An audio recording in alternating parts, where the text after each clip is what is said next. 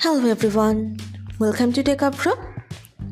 Today in this video, I'm gonna show you how to set app icon badges from number to dot. Before starting the video, please subscribe to Techavro.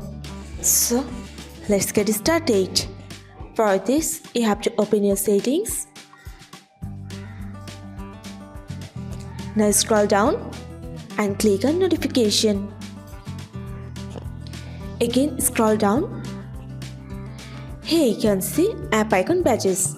Press on this. If you want to set your app icon badges from number to dot, you just have to press on this dot option.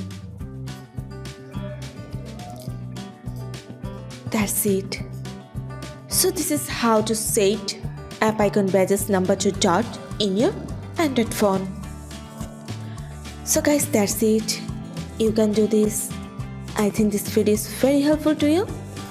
If it was, then give a thumbs up and hit the subscribe button. And thanks for watching.